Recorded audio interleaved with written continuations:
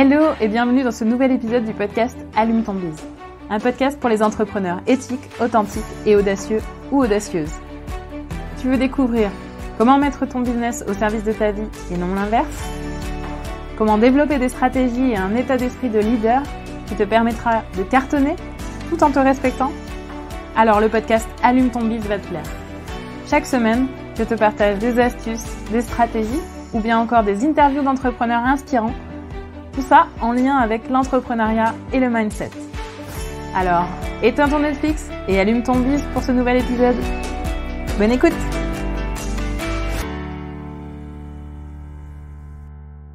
Hello, j'espère que vous allez bien et que vous êtes en forme pour ce nouvel épisode. Aujourd'hui, dans cet épisode, je vais déterrer un vieux sujet qui m'est cher. Pourquoi je le déterre ? Eh bien, tout simplement parce qu'après ma discussion avec Morgane dans l'épisode 16, c'est un sujet qui m'est revenu en mémoire, en fait.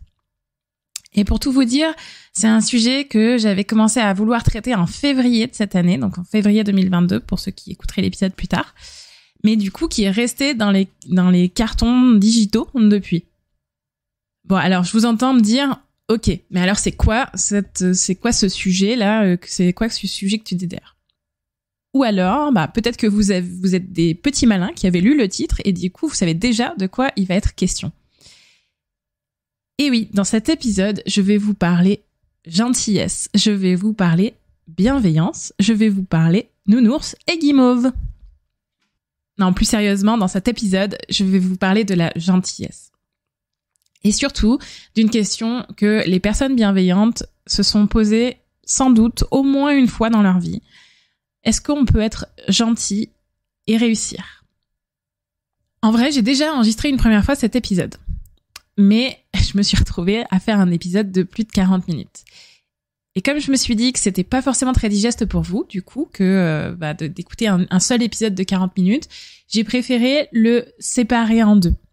Donc du coup, en fait, l'épisode d'aujourd'hui, ce n'est que la première moitié de l'épisode complet qui sera réuni avec celui qui vient la semaine prochaine.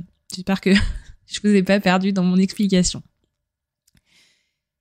Alors, peut-on être gentil et réussir ? Cette question-là, moi en tout cas, je me la suis posée d'un point de vue très personnel un paquet de fois dans ma vie. Et justement, pour que vous compreniez bien pourquoi c'était aussi important aussi pour moi de pouvoir donner une réponse à cette question, je vais devoir vous parler un peu plus de mon histoire personnelle. Et honnêtement, ce n'est vraiment pas quelque chose que j'ai l'habitude de faire. Parce que je suis passée par des épisodes qui sont pas forcément très faciles et c'est surtout que j'ai pas envie d'être définie par ces épisodes-là, par là où je suis passée dans le passé justement. J'ai plutôt envie qu'on me définisse par là où j'en suis arrivée maintenant avec le bagage que j'ai. Donc ce que j'en fais aujourd'hui, plutôt finalement. Mais je trouve important quand même aujourd'hui de faire une exception. De faire une exception pour vous parler un petit peu plus de mon histoire, en tout cas de certains petits bouts de mon histoire, qui vont vous permettre aussi de comprendre pourquoi cette question a autant de poids, a autant d'importance, et de la remettre dans le contexte d'une personne qui a eu vraiment un paquet d'occasions de se la poser dans sa vie. Voilà, pour faire simple. Alors, déjà, pour commencer, du coup, quand j'étais petite fille, donc quand j'étais au primaire et puis quand j'étais aussi au collège surtout, on va dire que c'était vraiment pas tout rose pour moi. J'étais un peu le bouc émissaire de la classe, c'est-à-dire que du coup, j'étais un peu victime de harcèlement. Parce que j'étais la gamine un peu trop sympa, un peu trop spontanée, un peu trop naïve peut-être, un peu trop intelligente aussi sans doute. Bref, un peu trop différente en fait des autres. C'est peut-être que, s'il y en a d'autres qui m'écoutent et qui sont atypiques, c'est sans doute peut-être quelque chose aussi que vous avez vécu quand vous étiez petit, parce que la différence, ça peut faire peur et ça peut, on peut se retrouver quand on n'est pas bien armé, on va dire, quand on n'a pas les bons outils, on peut vite se retrouver victime de ces schémas de harcèlement parce que on est simplement différent des autres. Et voilà, pour moi, en fait, à l'époque, voilà, être méchant, être violent, c'était un non-sens. C'était complètement incohérent. Et franchement, après, du coup, quand j'ai repensé encore à cette époque-là, plus tard, je me suis vraiment longtemps demandé ce qui faisait que quand on était petit dans la cour d'école, souvent, c'était vraiment les petites brutes, les gamins méchants, ceux qui se moquaient des autres, ceux qui trahissaient, ceux qui humiliaient, ceux qui rejetaient, qui finalement étaient les gamins qui étaient les plus qui étaient les personnes populaires, les gamins populaires, ceux que tous les autres petits camarades de la classe avaient envie absolument de suivre, d'écouter, de copier. Voilà, pour moi, c'est vraiment quelque chose qui me semble pas super sain, clairement. Et quand je vois par exemple plutôt le modèle au Japon, où là c'est plutôt les gamins qui sont sociables, qui aident les autres, qui sont volontaires pour rendre service, qui se débrouillent bien en cours, etc. Ça, ce sont plutôt là-bas les modèles de gamins populaires. C'est-à-dire c'est ces modèles-là que les autres enfants ont envie de suivre. Et quand je vois ça, moi franchement, je trouve que là-dessus ils ont compris quand même pas mal de choses. Et qu'on ferait bien de copier un petit peu plus cet aspect-là. Je dis pas tout en bloc, mais en tout cas de s'en inspirer davantage pour modifier aussi certaines choses dans la société, ça ferait pas de mal. Bref, c'était un peu une digression, mais voilà, c'était important pour moi aussi de passer le message, si jamais ça peut faire bouger un peu les lignes. Bref, en tout cas, donc ce que je veux que vous compreniez, c'est que dès que j'étais petite, enfin dès toute petite finalement, des gamines, j'avais déjà en fait cette référence que finalement à l'époque les gamins qui réussissaient, ceux que les autres suivaient, ceux que les autres admiraient, copiaient, idolâtraient, tout ce que vous voulez, c'était pas les personnes gentilles.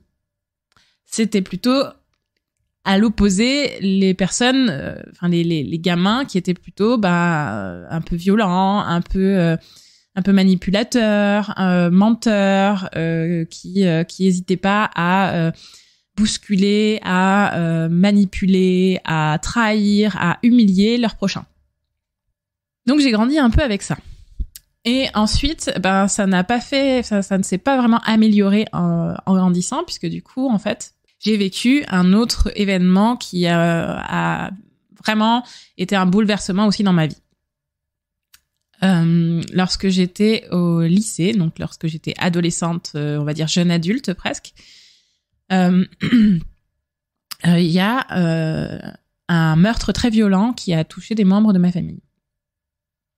Et là, je vais pas forcément détailler tout ce qui s'est passé, mais en tout cas, il faut savoir que les fondements de ce meurtre, on va dire, n'étaient pas du tout de la légitime défense ou quoi que ce soit. C'était vraiment de la violence pour de la violence. Avec des choses qui ont été perpétrées qui, honnêtement, personnellement, je me dis que c'est inhumain. J'ai, en tant que, donc, du coup, adolescente, jeune adulte, j'ai vécu ça. Donc j'ai vécu, c'était pas moi qui l'ai vécu, mais en tout cas, il s'est passé ça dans ma famille. Et là, alors non seulement ça a été un choc pour moi extrêmement violent, parce qu'en fait, du jour au lendemain, je me suis vraiment pris dans les dents. Enfin, quand je dis du jour au lendemain, il m'a fallu un temps d'intégration d'ailleurs. Il y a eu vraiment tout un temps où je l'ai nié en fait, où en gros mon cerveau était pas capable de l'intégrer. Donc pendant 6 mois, il s'est un peu rien passé avant que d'un coup je craque, quoi, en gros. Et à ce moment-là, ce qui s'est passé dans ma tête, c'était vraiment le fait de prendre conscience, de me rendre compte que en fait, oui, la méchanceté pure existait dans ce monde, que le mal existait dans ce monde. Et ça a été un choc hyper violent pour moi, hyper terrible. Et si je dis ça, c'est parce que vraiment, donc par exemple, enfin, au moins une des deux personnes, pour pas dire les deux, mais en tout cas une des deux personnes qui a été assassinée dans ces circonstances horribles, C'était vraiment un ange de douceur, une personne qui n'avait jamais rien fait de mal dans sa vie, une personne que tout le monde s'accordait à dire extrêmement gentille, bienveillante, et donc qui ne méritait pas du tout ce qui lui est arrivé. Et donc, non seulement, du coup, je me prends en pleine face le fait que le mal existe, que en plus, quelqu'un de gentil, il pouvait lui arriver quelque chose d'aussi horrible. En plus, ce qui se passe dans les années à venir, c'est que je me rends compte que les personnes qui ont fait ça, parce qu'il y avait vraiment une forte présomption de savoir qui étaient ces personnes-là, elles n'ont jamais été arrêtées. Elles n'ont jamais été condamnées pour ce qu'elles avaient fait aux personnes de ma famille. Bon, pour ceux d'entre vous qui se demanderaient comment ça a terminé finalement, je vais vous dire que heureusement et malheureusement en même temps, je dis malheureusement parce qu'en fait, il a fallu que ces personnes-là tuent d'autres personnes. Donc, c'est malheureux parce que du coup, ça aurait pu être évité. Elles ont finalement été condamnées 17 ans plus tard. Je crois. Enfin, en tout cas, bien de nombre. Disons qu'elles ont eu le temps de faire un sacré paquet d'autres choses à d'autres personnes avant de se faire finalement arrêter. En tout cas, ce que moi j'en retenais, ce que en tout cas mon inconscient, tout ce que vous voulez, ce que là j'avais en tête, c'est que grosso modo, pour moi, le rapport entre gentillesse et réussite, c'était gentillesse chaos, quoi. C'est en gros les gentils, c'est les victimes, et puis les méchants, en fait, ils peuvent vraiment faire vraiment tout ce qu'ils veulent, les pires choses sadiques, et s'en sortir les doigts dans le nez, quoi. Voilà.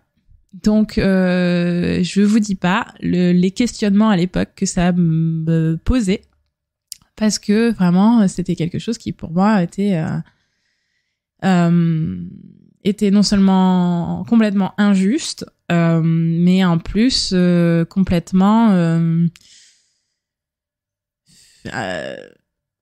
incohérent.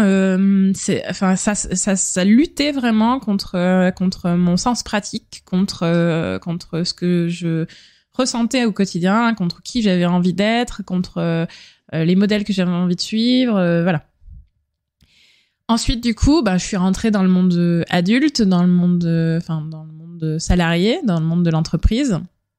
Et là, à nouveau, alors heureusement, j'ai pas eu d'autres exemples aussi violents, hein. Mais en tout cas, ce que je pouvais constater, ce que j'ai vu plusieurs fois en fait se passer du coup au sein des entreprises, c'est vraiment des choses aussi assez injustes finalement qui pouvaient se produire. C'est-à-dire que là, je voyais par exemple certaines personnes qui étaient plutôt d'un tempérament sociable, qui étaient plutôt sympas, qui étaient hyper constructive, qui vraiment avait envie de co-construire avec les autres personnes, avec les autres équipes, des projets, qui avaient à cœur d'amener l'entreprise à un autre niveau, pour que ça soit valable pour tout le monde, pour que vraiment tout le monde en profite, aussi bien les clients que les autres employés de l'entreprise, donc que tout le monde, que ce soit bénéfique pour tout le monde.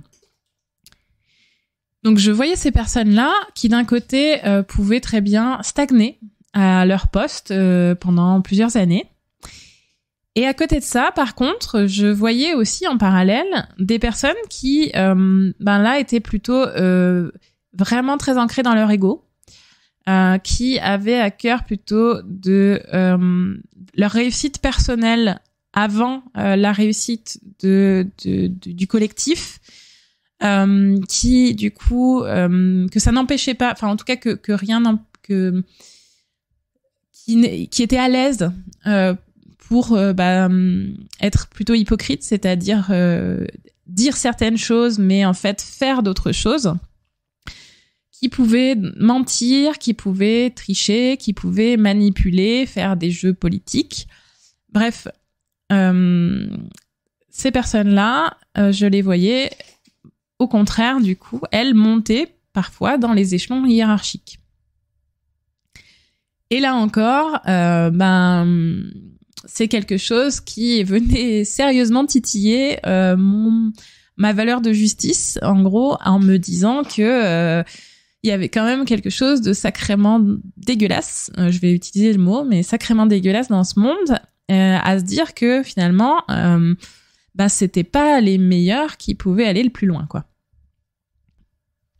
Bref, si je vous explique tout ça, c'est pour vous montrer à quel point, en fait, donc ce sujet m'a touchée dans ma vie. C'est une question donc sur laquelle j'ai beaucoup réfléchi. J'ai eu le temps en de nombreuses années d'y réfléchir. Et c'est une question qui m'a amenée au moment où je me suis reconvertie, où je suis devenue coach. Quand on se pose la question aussi, quand on prend un peu plus le temps de se poser la question du pourquoi, de ce qui nous fait vibrer vraiment au fond de soi, ce pourquoi on a envie de faire ce qu'on veut faire. À ce moment-là, moi j'ai ressenti au fond de moi, en tout cas au bout d'un moment, quand je me suis vraiment posée, que j'ai compris un peu ce qui me faisait vibrer, c'était je veux aider les gentils à réussir. Donc ce que j'ai vraiment envie de faire, c'est de pouvoir renverser la vapeur.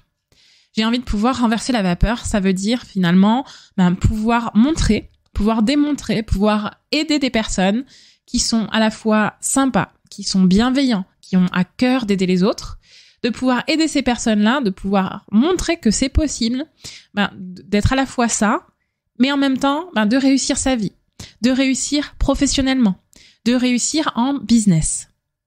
Bref, de réussir dans ce qui nous tient à cœur, dans ce qui tient à cœur à la personne, puisque en fait, la réussite, c'est une notion très personnelle. Donc, l'idée, c'est vraiment que la personne puisse réussir à l'endroit où elle a envie aussi de réussir et de la façon dont elle veut réussir. Si vous avez envie d'en savoir plus un peu sur ma vision de la réussite, vous pouvez regarder l'épisode de... Alors, je sais plus quel est son numéro, mais je mettrai le lien en description. Donc, en gros, moi, ce dont je rêve, je rêve d'un monde où c'est pas les petites brutes qui sont les modèles que les gens ont envie de suivre. Je rêve d'un monde où c'est vraiment plutôt des personnes sympas, des personnes qui ont à cœur d'aider leurs prochains, des personnes empathiques, des personnes qui sont positives, qui ont envie d'aider les autres, de leur tendre la main plutôt que de leur mettre un coup de pompe dans le cul et de les écraser dans la boue. Bref, j'ai envie que ce soit eux les modèles, les mentors en fait qui vont aller forger la société de demain. Et du coup, moi, dans tout ça, en tant que coach, c'était un peu apporter ma part de colibri à cette mission-là. Oui, mais voilà, du coup, quand j'ai commencé à en parler autour de moi, et à dire fièrement autour de moi, oui, je veux aider les gentils à réussir, c'est ma mission, je le sens, j'avais les yeux qui pétillaient, enfin bref, la totale, quoi.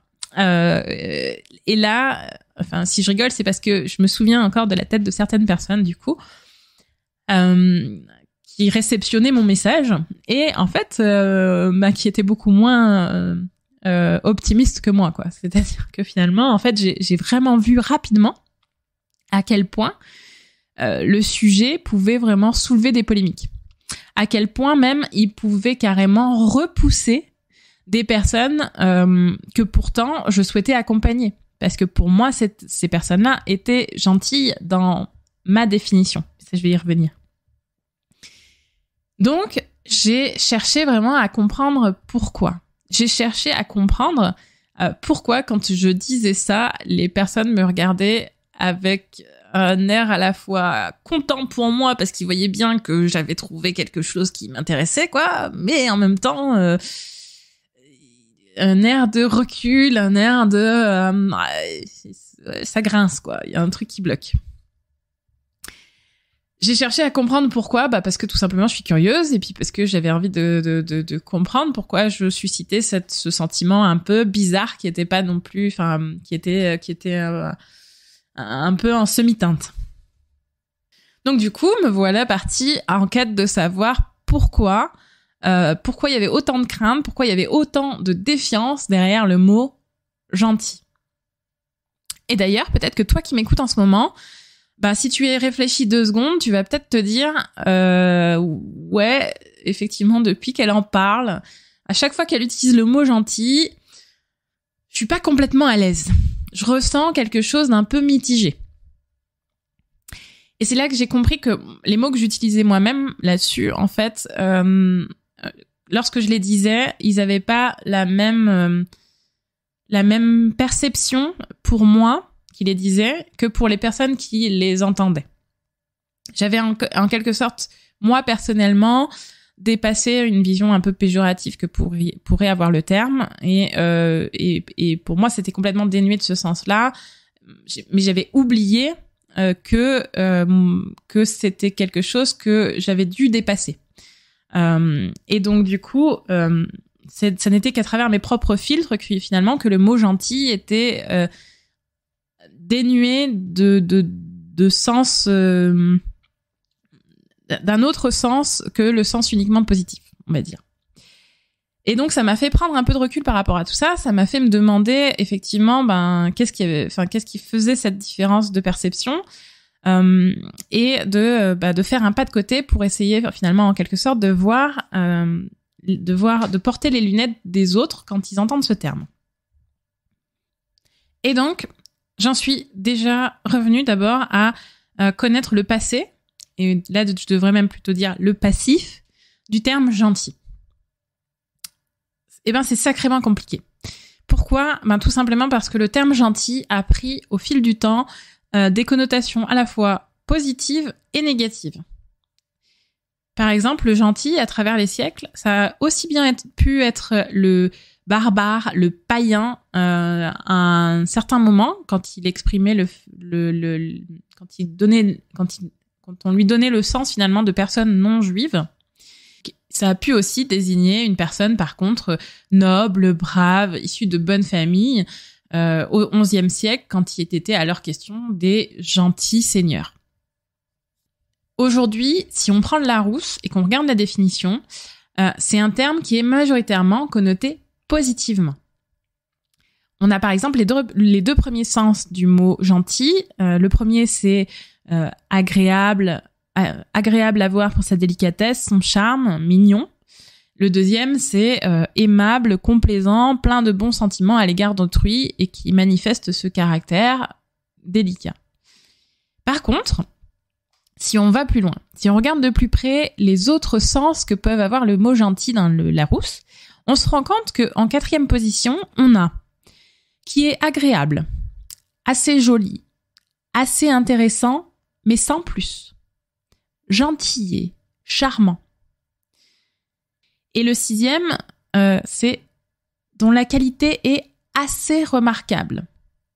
Et on a là des synonymes comme potable ou acceptable. Bref, c'est pas glorieux.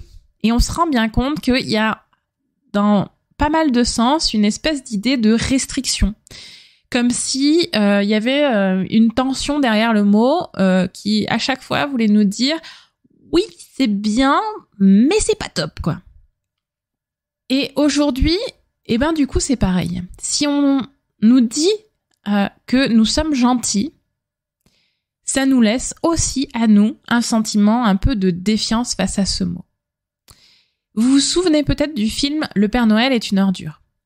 Quand Thierry Lhermitte sort la fameuse réplique « Écoutez Thérèse, je n'aime pas dire du mal des gens, mais effectivement, elle est gentille. »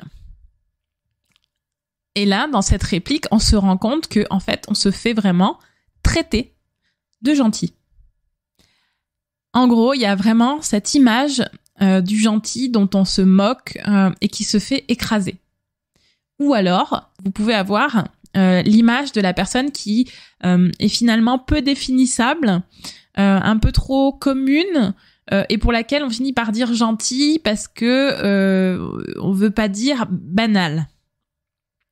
Donc du coup, en fait, une personne dite gentille peut vite ressentir des sentiments mitigés et se dire, en tout cas quand on lui dit que c'est une personne gentille, mais qu'est-ce qu'il veut dire là exactement en fait, est-ce que je suis trop gentille, ou alors est-ce que je suis juste transparente, quoi, c'est tout ce qu'on retiendra de moi, que je suis sympa, gentille, quoi, enfin voilà. Et ça peut même aller jusqu'à avoir envie carrément de se révolter intérieurement, à la seule idée de passer pour un gentil, on pourra vraiment tellement exécrer ce terme que vraiment, quand quelqu'un nous dit « Non, si je suis gentil, je vais encore me faire avoir. Je vais vraiment... » il y a que les qui réussissent et je veux pas être le dindon de l'histoire. En résumé, quelque part en nous, il est possible que nous nous battons intérieurement à l'idée d'être gentil. Parce que non, je ne veux pas être gentil, c'est nul d'être gentil. Parce qu'en fait, on l'associe au mieux à la notion de transparence et au pire à la notion de faiblesse, de paillasson. C'est pour toutes ces raisons que aujourd'hui, en tout cas jusqu'à aujourd'hui, j'ai renoncé à parler de gentil. Et lorsque je parle de ce que je fais, j'utilise d'autres termes parce que vraiment j'ai compris que les autres et moi, on n'avait pas le même rapport à ce mot, qu'il y avait vraiment encore trop de connotations négatives qui lui étaient associées, trop de souvenirs potentiellement douloureux qui étaient associés à ce terme. Donc du coup, désormais, je parle davantage de personnes bienveillantes, mais je croise les doigts, j'espère de tout mon cœur qu'à un moment donné, je pourrais quand même utiliser ce terme gentil, parce qu'il sera devenu pas aussi déplacé, pas aussi presque une insulte qu'il l'est finalement aujourd'hui. Et je vais m'arrêter ici pour cet épisode, parce que sinon ce serait trop long à digérer en une seule fois, comme je vous disais. Je vais vous laisser là-dessus, et dans l'épisode de la semaine prochaine, qui sera donc la suite, je vais répondre concrètement à la question « Peut-on être trop gentil pour réussir ?» Voilà pour l'épisode d'aujourd'hui. Un grand merci de m'avoir écouté jusqu'au bout. Si vous ne l'avez pas encore fait, et si vous avez apprécié le contenu de cet épisode ou des épisodes précédents, je vous invite à mettre 5 étoiles et à laisser un avis sur Apple Podcast ou Spotify. Vous pouvez aussi le partager cet épisode autour de vous, ou partager le podcast aussi. Tout ça, ça m'aide et ça me motive à continuer en fait à développer le podcast. Et c'est aussi ce qui contribue à le faire connaître auprès d'autres entrepreneurs. Donc c'est un gros win-win finalement, puisque du coup, vous continuez à avoir du contenu que je vous partage de façon gratuite, libre, pour que vous puissiez l'utiliser et que ça vous soit utile. Et en échange, vous m'aidez aussi à rendre ce contenu visible auprès d'autres personnes qui peuvent à leur tour aussi en profiter et à qui ça peut être également utile. Donc un grand merci si vous prenez le temps de le faire et si vous continuez cette chaîne du win-win total. Vous pouvez aussi me dire quel sujet vous aimeriez que j'aborde, soit dans ces commentaires, soit en venant échanger directement avec moi sur Instagram, @ChristelleLachambre. Le lien est en description. Encore merci de m'avoir écouté jusque-là et à bientôt pour le prochain épisode d'Allume ton bise. D'ici là, je vous souhaite une bonne journée, ou une bonne après-midi, ou une bonne soirée, selon le moment où vous m'écoutez. À très vite, bye bye!